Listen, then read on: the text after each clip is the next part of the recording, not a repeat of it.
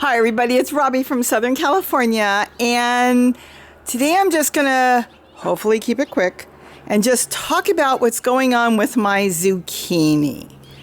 Doesn't look real good. I should say squash. It's more than zucchini, it's squash. It looks really sad, and we are at the end of June now, going into July. The issue with it is squash really likes warm weather. And the problem has been that in the morning, we've got a lot of marine layer coming in, and so it's been damp and cold. It's been cold at night.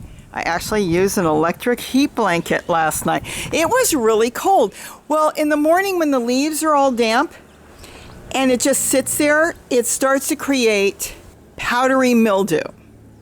Now, powdery mildew, what you're seeing here, isn't going to kill the plant. It's got a couple little other issues. Those things disappear. You can squish them. That's like an insect that lives under there. But the powdery mildew isn't really going to kill the plant. If it gets really bad, it could. But I've dealt with this pretty much every year. And we just have to get through this until our weather changes and it's a little drier in the morning and not so damp. All in all, I'm very happy with it. Because let's walk through real quick and I'll show you. Look at the squash in here and look at the new growth it's trying to do. See, here's powdery mildew, but see all the new growth? So what I'm going to do, and there's zucchini there. Actually, it's a hybrid zucchini. And how do I know that? See the tendrils on there? It shouldn't be growing tendrils, but that's okay. I've been getting a lot of fruit off of that. It's one of my own seeds, so it is a hybrid. And normally zucchini unwinds. It doesn't take off and run. But it, like I said, it's fine. Look at this. Got two different squash. I have a dumpling. I think it's a hybrid of a dumpling, sweet dumpling. And then some sort of zucchini hybrid, which is going to be perfect to cook. As far as producing food, they're producing a lot of food. So what I'm going to do, and what I have been doing, is trimming all those leaves off little by little as they start to get really bad and the plant can't use them anymore. I trim them. I could go through and just wipe all the leaves off, but then I have a chance of killing the plant. Because even though it's got powdery mildew on it, the plant is still pulling food and energy from the leaf that's green. So I'm not going to take this one off yet. Everybody's got their own way. This works for me. I remove the worst of the leaves and I compost them. I always compost them. I throw them in a bucket. They dry out right away and I use them for compost. Mistake with that is it's an 18-gallon tote. You know how I love my totes and my storage containers. And with that is there's 3 plants in there. That's too many. Really, for a small tote like that, I would say no more than 1 or 2 plants. But you know what? I've gotten a lot of food out of that. Big squash and everything. Same thing here. It's trying to grow. Oh, I've got to get that off too. Look at that down there. It's trying to get new growth going. So like I said, the weather's going to change as we go into July and as we go into our true summer. And then the plants will take off. But I'm going to trim back a lot of that. And again, I compost all that. More squash. Oh my gosh. I really did not want to leave big ones this year. I see zucchini bread in my future and a few other things. Okay, that one, not doing well, but I can still use the tip of it if I want to, or I can compost it. This is not a garden injury. This is a jewelry injury. Working on jewelry and I got my finger caught in the pliers. Don't ask. I don't even know how I did it. So that's doing really good.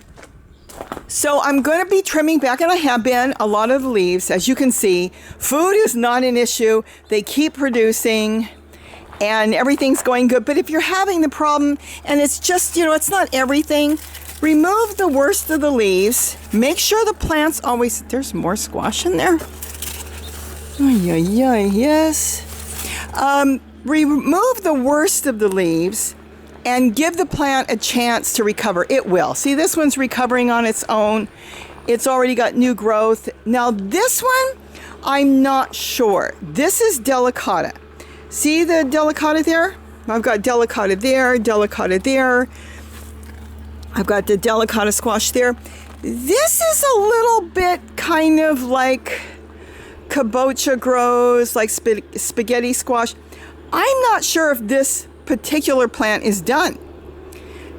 That's a squash you don't remove until it's mature. And when the plant is pretty much done, you go harvest, like spaghetti squash. We harvest all the spaghetti squash when the plant is almost done. And there's ways of, looking at it and knowing when it's time to harvest. And then it's a storing, they call it winter vegetable. This plant may be done. And then I've got the cucumber, again, struggling with the damp weather we've had, but I've been pulling cucumbers, so that's okay. I will see if I'm going to take the whole plant out, clean this up, freshen it up a little bit, put some more compost in there, kitchen scraps and things. I may start all over in there, which is perfectly fine. We grow a lot of different things all summer, so I'll probably get true zucchini. I want to get more true zucchini. So that particular plant may be done. That one is taken off. That's supposed to be a kabocha. A lot of the fruit are yellow. Some of the seeds I saved. So as you know, when you save seeds, they can hybridize with something. Sometimes the seeds you buy when you save them don't even come out right. Again, we won't go into that today. So I'm going to trim back, like I've been doing, more of the browning leaves. Like this one's got to come back. That one's got to come off. And I'll compost a lot of that. And then I'll step back in about 2 weeks and decide which stays and which goes and continue to grow. There's a beautiful one that's taking off. So again, I believe I've got 2 or 3 plants in there. See, this is a larger tote. The larger totes, you can grow more. Let's see, this one, does it say the size? That's a 30 gallon. Now, I've got watermelon growing in that right now, but I could probably get away with 3 zucchini. 2 would be better. It's easier. I can compost it right in there, dig a hole, throw kitchen scraps in there with a big one like that, and then cover it. If you got 3 plants, it's hard to get in there. So that's just the way you want to do it. You want to overcrowd and go from there and then pick and then start over. That's another way of doing it. Just that sometimes when they're overcrowded, keep in mind, they're going to draw more water, so you may have to water more often. If you want to go with 1 plant in a tote, 1 squash, you probably won't have to water every day. Maybe every 2 or 3 days if your weather's not like 100 degrees.